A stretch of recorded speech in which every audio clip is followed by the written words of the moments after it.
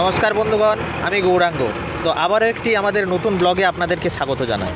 তো আজকে আমাদের গন্তব্যস্থল হচ্ছে গিয়ে জয়দেব কেঁদুলি। উদ্দেশ্য জয়দেব কেঁদুলি মেলা এক্সপ্লোর। তো এই জয়দেব কেঁদুলি মেলা আপনারা কিভাবে আসবেন, কোথায় থাকবেন, খাওয়া দাওয়া কোথায় করবেন, কত খরচা হতে পারে, সমস্ত কিছু যাবতীয় ডিটেলস কিন্তু আপনারা আমার এই ভিডিওর মাধ্যমে পেয়ে যাবেন। তো বেশি কথা না বলে ভিডিওটা আমি শুরু করে দিই, আপনারা ভিডিওটা দেখতে থাকুন। ভালো লাগলে লাইক শেয়ার করুন, নতুন হলে সাবস্ক্রাইব করুন। চলুন যা যাক জয়দেব কেঁদুলি।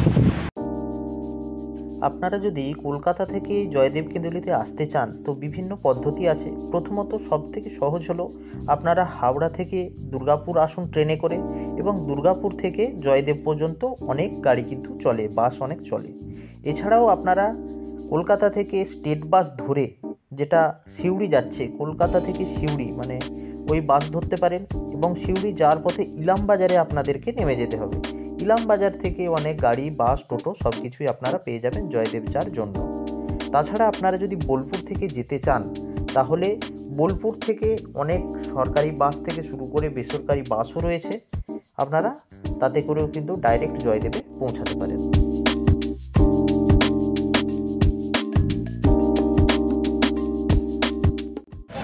তো বন্ধুরা, আপনারা যারা এই জয়দেব কেঁদুলির মেলাতে আসবেন, চার চাকা হোক, মোটরসাইকেল হোক, যা কিছু নিয়েই আসেন, আপনাদের এই যে গাড়ি ঘোড়া রাখার জন্য কিন্তু নির্দিষ্ট বেশ কয়েকটি, আমি 5-7টা এরকম পার্কিং দেখলাম যেখানে গাড়ি রাখার সুবন্দোবস্ত করা রয়েছে। বিভিন্ন রকম গেট করা আছে, সেই গেটের মাঝখানে আপনারা গাড়িগুলো, বাইক থেকে শুরু করে সব কিছু কিন্তু এখানে রাখতে পারবেন। সেটা আপনাদেরকে আমি একটুখানি দেখিয়ে দিই। এই দেখুন, এই রাস্তার উপরেই কিন্তু বিভিন্ন জায়গায় পার্কিংয়ের করা আছে, কোনটার কত কি চার্জ সব কিছু এখানে দেওয়া আছে। তো রাস্তার ঠিক, এই যে রাস্তা রয়েছে, রাস্তার ঠিক বাঁ দিকে এবং ডান দিকে দুদিকেই কিন্তু পার্কিংয়ের ব্যবস্থা রয়েছে। বেশ কিছু লরি, বাস পার্কিং করা রয়েছে। বন্ধুরা, এখন আমরা চলে এসেছি জয়দেব মেলার একদম সামনে। এরপর আমরা মেলার ভেতরে প্রবেশ করব। চলুন।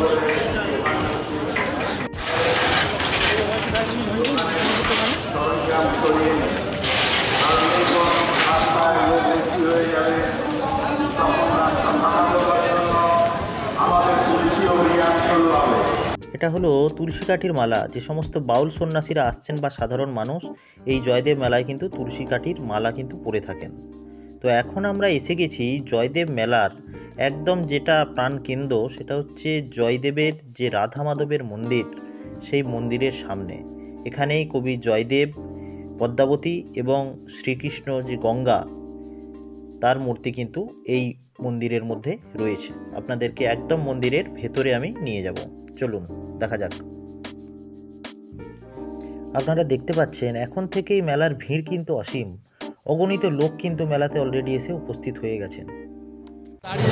তাহলে বন্ধুরা, মন্দির দর্শন করে এরপরে আমরা চললাম যেটা মেন মানে জয়দেব মেলা, সেই জয়দেব কেঁদুলির মেলার যেটা স্থল, সেই নদীর দিকে আমরা যেতে চলেছি। অজয় নদী, যেখানেই বসেছে জয়দেব কেঁদুলির মেলা। চলুন একদম সরাসরি সেই মেলা প্রাঙ্গণে আমাদের দেখা হবে। চলো।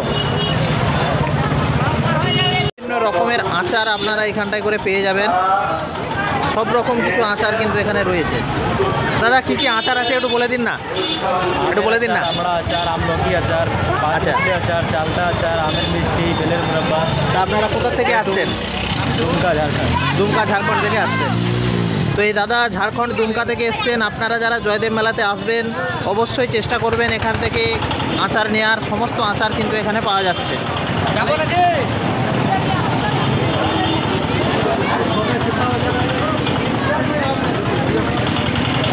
এটা সরকারি একটা সহযোগিতা অনুসন্ধান কেন্দ্র আপনারা বলতে পারেন, যেখানে জল থেকে শুরু করে সমস্ত অনুসন্ধান তথ্য আপনারা এখানে পাবেন। আর একদম সামনে এসে গিয়েছি। এই মেলাটি অ্যাকচুয়ালি এখানকার যে অজয় নদী, সেই অজয় নদীর ওপরে এই মেলাটি বসে। এই অজয় নদীর ওই পারে যে রাস্তাটা, ওই দিকে চলে যাচ্ছে দুর্গাপুর, আর এটা এদিকে বোলপুর বা দুবরাজপুর চলে যাচ্ছে ইলামবাজার হয়ে। তো এই দেখুন, একদম আমরা এই যে নদীর পাড়ে নামতে চলেছি, এখানেই মেলাটি কিন্তু বসেছে। দিকে চলে যাচ্ছি, এখানেই কিন্তু মেন মেলা অনুষ্ঠিত হচ্ছে। ডান দিকে বাঁ দিকে সমস্ত রকমের দোকান কিন্তু আছে।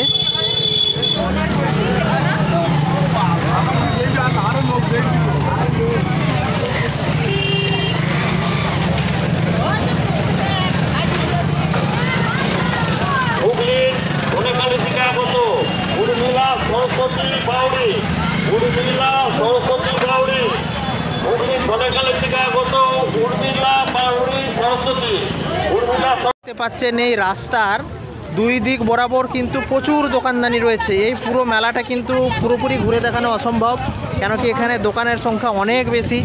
পুরো নদী জুড়েই কিন্তু মেলা এখানে বসে। কিছু নাগরদোলনার দোকান আছে।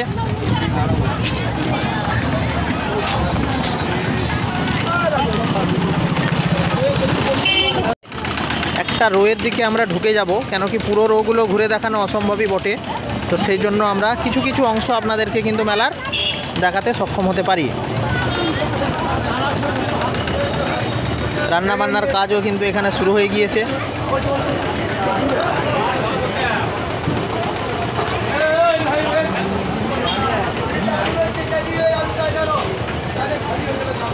এখানে চাইলে আপনারা দুপুরের খাওয়া দাওয়াটা কিন্তু সেরে নিতে পারেন।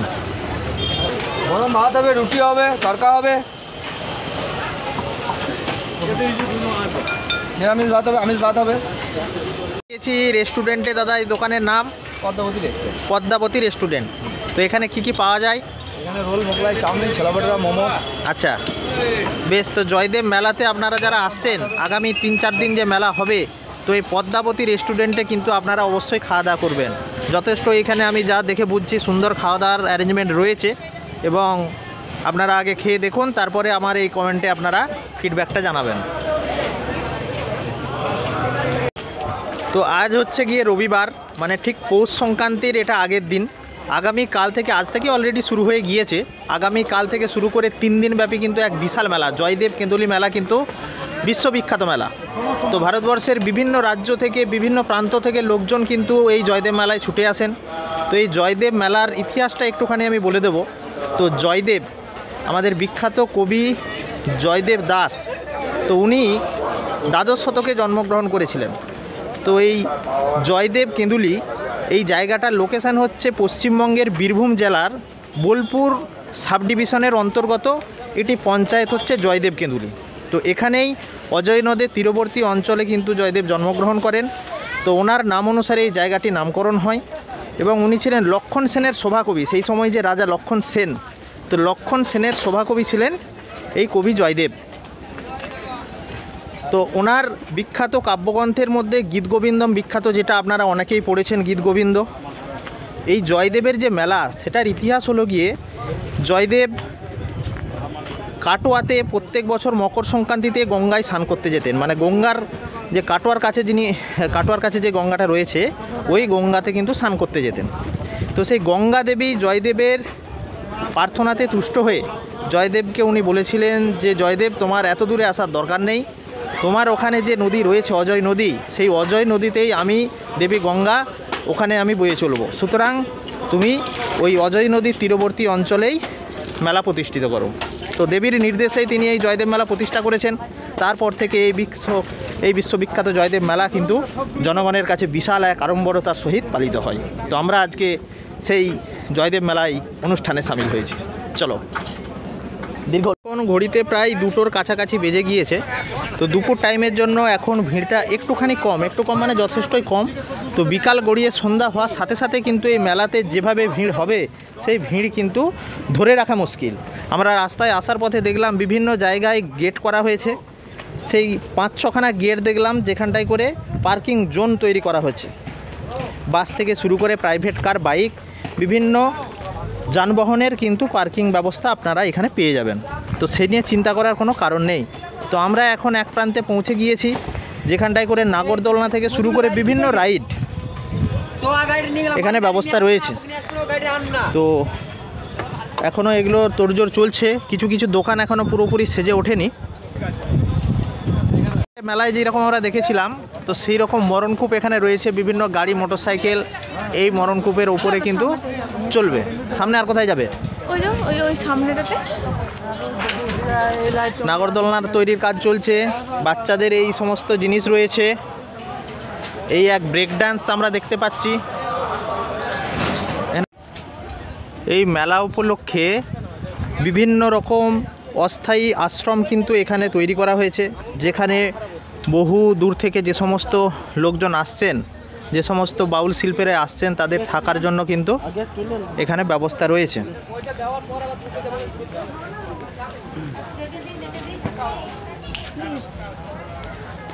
এই হচ্ছে আমাদের দিদি।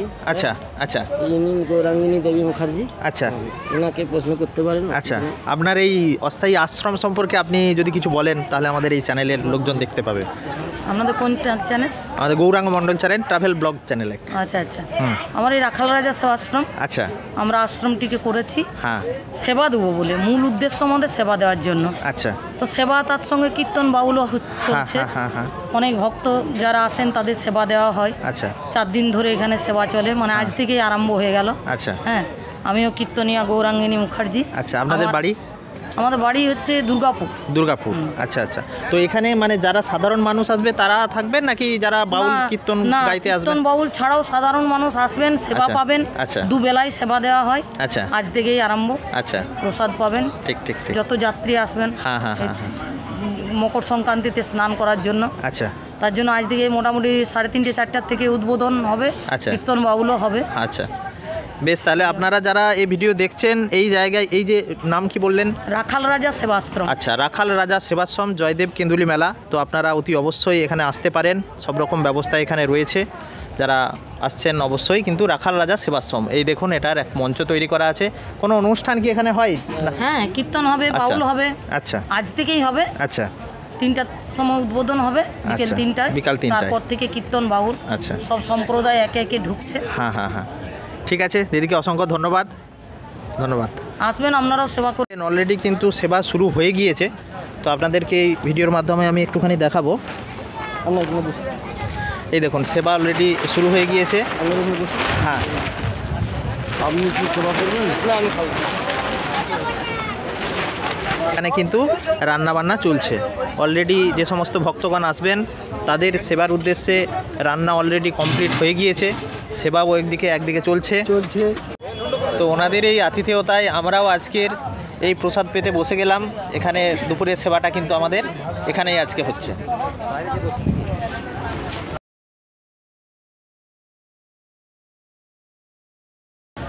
তো এরপর আমরা কথা বলবো এই রাখাল রাজা সেবাশ্রমের যিনি প্রধান কর্মকর্তা, ওনার কাছ থেকে আমরা কিছু কথা শুনবো। রাখাল রাজা সেবাশ্রম অনেক কষ্টের। আচ্ছা, অনেক কষ্ট করে আমি এটাকে দাঁড় করেছি, এখনো পর্যন্ত সম্পূর্ণ সাকসেস হতে পারিনি। আচ্ছা, তবে মুখ্য উদ্দেশ্য হচ্ছে এখানে হ্যাঁ মানে পুণ্যার্থী দূরদূরান্ত থেকে যারা আসেন হ্যাঁ তাদেরকে সেবা দেওয়া এবং তাদেরকে এখানে যথাসম্ভব তাদের সেবা করা। এবং গান বাজনা, আমাদের এখানে কীর্তনের শিল্পী অনেক থাকে, বাউল শিল্পী থাকে, কিন্তু জয়দেব মেলাতে কিছু কিছু অপপ্রচার হচ্ছে যে আশ্রমে কিছু শিল্পীদের কাছে টাকা পয়সা নেওয়া হয়। এখানে কিন্তু ওইসব কিছু গল্প নেই। উল্টে আমি প্রত্যেকজন শিল্পীকে 500 টাকা করে পাথেয় খরচা দিই আসা যাওয়ার জন্য। আচ্ছা, আর এইটা করি, কিন্তু গোটাটাই করি আমি ভিক্ষা করে। তো কত বছর হলো এই আপনার এই? আমার এটা 9ম বছরে পড়লো। 9 বছর। 9 বছরে পড়লো। আচ্ছা, 9 বছর ধরে এটা চলছে। জানি না কতদিন আমি চালাতে পারবো। আচ্ছা, আমার ছেলে এখন সিভিল সার্ভিস পড়ছে। আচ্ছা, কিন্তু খুব অ্যাক্টিভ এটা নিয়ে। আচ্ছা, বাবা আমি যদি আইএস হই আমি এটাকে আরো বড় করবো। জানি না, সেটা ভগবানের কৃপা, গোবিন্দর আশীর্বাদ ছাড়া এসব কিছু করা যায় না। অবশ্যই। হ্যাঁ, তো আছে 9933 আচ্ছা 763185 আচ্ছা 9635076818। আচ্ছা, তাহলে আপনারা এই যে নাম্বার বললেন এটা আমি স্ক্রিনে আরেকবার দিয়েও দিচ্ছি, তাহলে আপনারা এই নাম্বারে কন্ট্যাক্ট করে কিন্তু এনাদের সাথে যোগাযোগ করতে পারেন। বন্ধুরা, এই পরপর অনেকগুলি কিন্তু সেবাশ্রম আছে, এখানে আপনারা থাকা খাওয়ার কোনো অসুবিধা হবে না। হ্যাঁ, কিন্তু আপনারা এই জয়দেব কেন্দুলি মেলাতে পেয়ে যাবেন, যেখানে 3-4 দিনের জন্য মানুষের থাকা খাওয়া সমস্ত ব্যবস্থাপনা ফ্রিতে কিন্তু এনারা করে রাখেন। বেশ কিছু সেবাশ্রম আমরা দেখলাম, তো আপনারা চাইলে কিন্তু এই সেবাশ্রমে এসে মেলার এই 2-3 দিন কিন্তু থাকা খাওয়ার যে সুযোগ এবং এখানকার যে থেকে অনুষ্ঠান দেখার যে সুযোগ, সেগুলো কিন্তু অবশ্যই দেখতে পাবেন। কি বলে বরফি না মোরব্বা, এগুলো হেভি ভাল লাগে আমার। খাবে মোরব্বা? এগুলো এই মোরব্বা কত করে গো? 140 টাকা নেবে ওই প্যাকেটেরগুলো ওরকম 500 আছে বলো। নারকেলে খাজা কত করে আছে দাম? 20 টাকা 100। 20 টাকা 100। মিষ্টি মিষ্টি খেতে নাকি?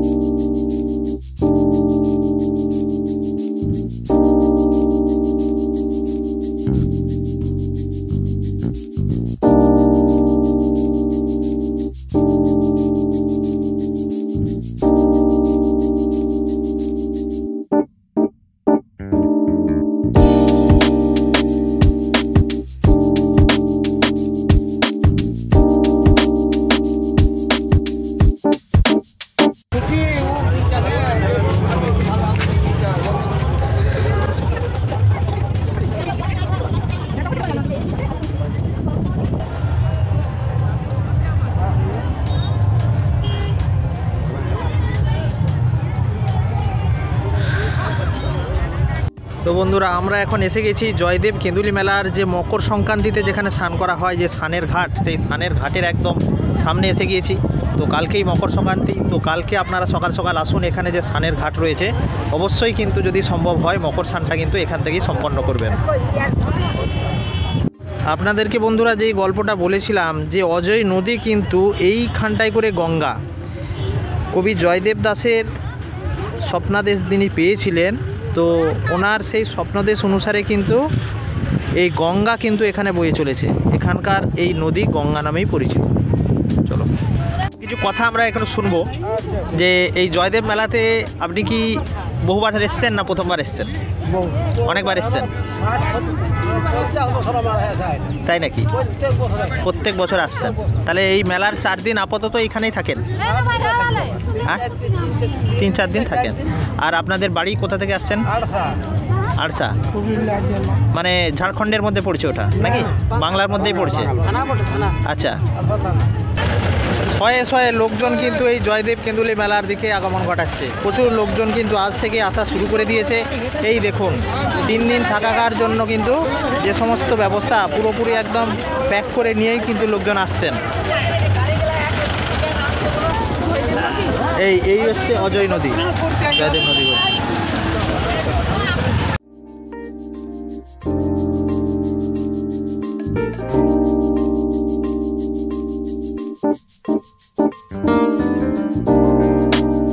স্বনামধন্য স্টিল কোম্পানি এসআরএমবি টিএমটির সহযোগিতায় এখানে খোলা হয়েছে প্রাথমিক স্বাস্থ্য পরিষেবা কেন্দ্র এবং জলছত্র। তো ভক্তগণেরা মেলার এই 3 দিন ব্যাপী এই পরিষেবা কিন্তু পেয়ে থাকবেন।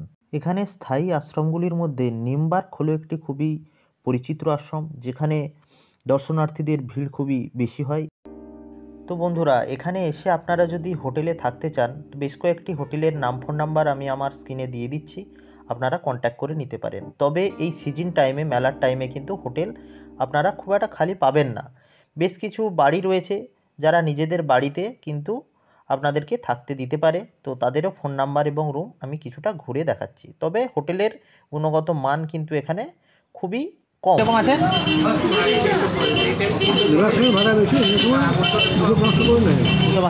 এখন একটু বেশি হবে, পাওয়াই যাবে না এখন প্রথমত। আচ্ছা, এইটা হচ্ছে আপনার ফোন নাম্বার নাকি? মাঝখানে একটা সেটাতেই না, এই একটা এখানে আছে, সংখ্যায় কত লাগে আমাকে দিতে চাইছি। আচ্ছা, একটা রাতের জন্য হ্যাঁ, বাহ, এটা তো ঠিকই আছে। তা এইটা আপনার বেডিং পত্র শুধু কিনতে হবে নাকি? আর কিছু ঢাকা টাকা দিতে পারবো না, যদি একটা কম্বল দিতে পারি, মানে একদম পশমের কম্বল যেটা। আচ্ছা,